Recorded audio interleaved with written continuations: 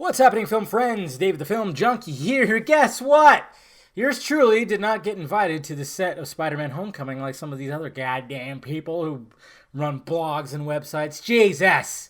Yeah, apparently that happened. Why did they do? It's so weird that they do that.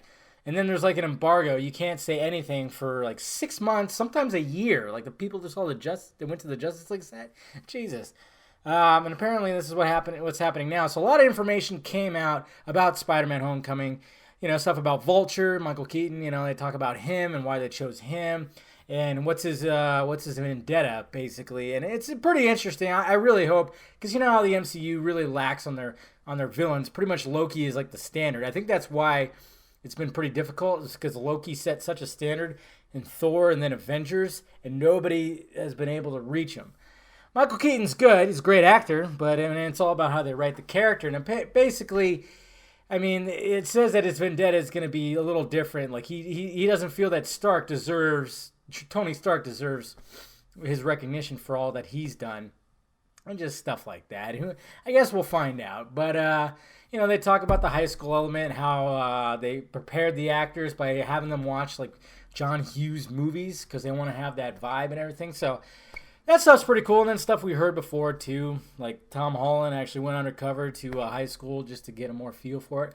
But what's interesting about all this, all the information that's come out, is all the technology that is going into this new Spidey suit, man. That Tony Stark hooked it up. And some people are griping, like, man, what the hell's going on?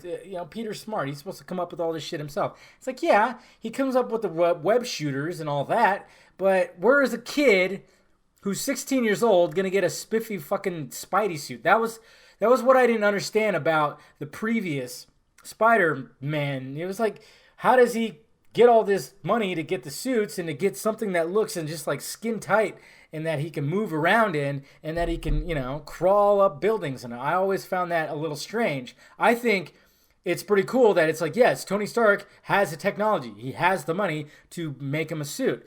And this is what some of the stuff that's going on in the suit. Apparently he's going to have his own artificial intelligence, similar to Jarvis, but I don't know if he's going to be talking to it like Stark talks to Jarvis. Says he's not used to working with an artificial intelligence the way Tony Stark is. So when Peter asks for directions on how to get somewhere, for example, the AI responds by wanting to know if he'll be driving or walking, which is kind of weird because usually Stark is flying.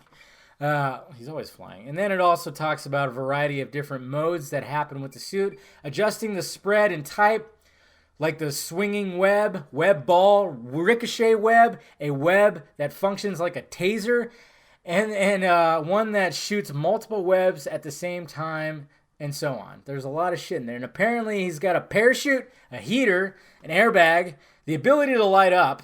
That's going to be interesting. And a tracking device for Iron Man to find him. Aw, Tony's watching out for him.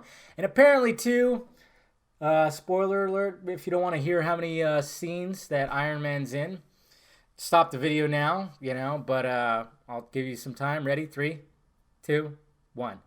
Apparently 5 to 6 scenes. So, I mean, yeah, we could all joke around and say, like, is this Iron Man 4? Iron Man 4, Homecoming. Yeah, we could say that. I even almost was like, Jesus Christ, the rumor that Pepper Potts is going to be in this. I don't want to say it's Iron Man 4, but you're kind of not leaving. Yeah, but 5 to 6 scenes seems like a lot. I'd actually prefer if it was 1 or 2, just like one little fight scene. I mean, because I want Spider-Man to overall defeat the villain. I don't want any help from Iron Man, and I hope that's the case. One little scene that he bails him out, which we already saw in the trailer, which was dumb.